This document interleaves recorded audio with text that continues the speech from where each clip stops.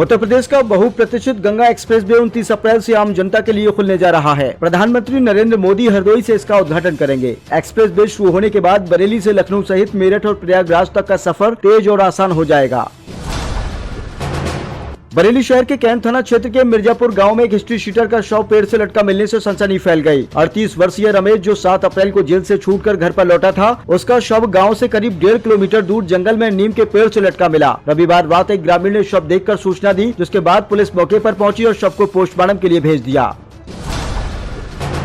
बरेली के इज्जतनगर थाना पुलिस ने मादक पदार्थ तस्करी के खिलाफ बड़ी कार्यवाही करते हुए 3 अभियुक्तों को गिरफ्तार किया। पुलिस टीम पीलीभीत रोड पर संदिग्ध वाहन और व्यक्तियों की चेकिंग कर रही थी। तभी पचौड़ी पेट्रोल पंप से करीब 250 मीटर पहले तीनों आरोपियों को पकड़ लिया गया। तलाशी के दौरान 3 प्लास्टिक के कट्टों में छुपाकर रखे गए 18 पैकेटों से कुल करीब 92 किलोग्राम गांजा बरामद हुआ, जिसे प्लास्टिक टेपिंग कर छुपाया गया था।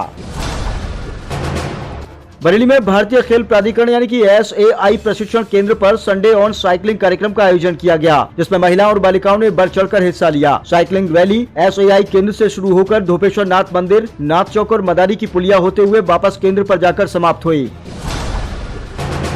बदायूं के इस्लाम नगर क्षेत्र में शादी समारोह से 1 साल के बच्चे के अपहरण का सनसनीखेज मामला सामने आया। 16 अप्रैल की रात मोनार्क फार्म हाउस से सो रहे मासूम बच्चे को एक महिला उठाकर ले गई थी। पुलिस ने तुरंत कार्रवाई करते हुए CCTV और सर्विलांस की मदद से संदिग्ध कार का पता लगाया और 48 घंटे के भीतर बच्चे को सकुशल बरामद कर लिया गया है। लखनऊ में मुख्यमंत्री योगी आदित्यनाथ और केंद्रीय मंत्री अन्नपूर्णा देवी ने प्रेस वार्ता कर नारी शक्ति बंधन अधिनियम का समर्थन किया और विपक्ष पर जमकर निशाना साधा। अन्नपूर्णा देवी ने कहा कि समाजवादी पार्टी तुष्टीकरण की राजनीति करती है और धर्म के आधार पर आरक्षण की बात करती है, जबकि संविधान इसकी अनुमति नहीं देता।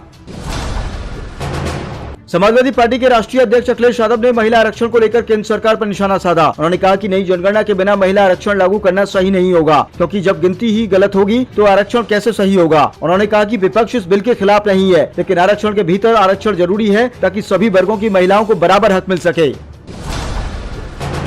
उत्तर प्रदेश में सामने आई 3 दर्दनाक घटनाओं ने सभी को झकझोर दिया है। बदायूं के सहसबान क्षेत्र में 10 साल के मासूम की हत्या उसके ही पिता विजय सिंह ने कर दी, जिससे पहले इसे आत्महत्या दिखाने की कोशिश की गई थी, लेकिन पुलिस जांच में सच्चाई सामने आ गई। वहीं कानपुर के किदमई नगर इलाके में एक पिता ने अपनी 11 साल की जुड़वा बेटियों की हत्या कर दी, जिसके पीछे घरेलू विवाद की आशंका जताई जा रही है। इसके अलावा बदायूं के बिसौली क्षेत्र में एक शादी समारोह के दौरान हुए विवाद में गुस्से में एक व्यक्ति ने अपने ही एक 5 महीने के मासूम बेटे को छत से फेंक दिया, जिससे उसकी मौत हो गयी। शुक्रवार स्थित सब्जी मंडी में देर रात भीषण आग लगने से हड़कंप मच गया। आग इतनी तेजी से फैली कि देखते ही देखते करीब 50 से 60 दुकानें जलकर राख हो गई और व्यापारियों का लाखों का सामान जलकर नष्ट हो गया। आग की शुरुआत सब्जी मंडी से हुई और धीरे धीरे पास के कपड़ों की दुकानों तक पहुंच गई, जिससे हालात और भी भयावह हो गए। देश में बढ़ते सड़क हादसों को लेकर सुप्रीम कोर्ट ने सख्त रुख अपनाते हुए केंद्र, NHAI और राज्य सरकारों को कड़े निर्देश दिए हैं। कोर्ट ने कहा कि छोटी लापरवाही भी लोगों की जान ले रही है, जो किसी भी हालत में स्वीकार नहीं है। आंकड़ों पर चिंता जताते हुए बताया गया कि केवल 2% सड़कों यानी नेशनल हाईवे पर करीब 30% मौतें हो रही हैं, जो बेहद गंभीर स्थिति है।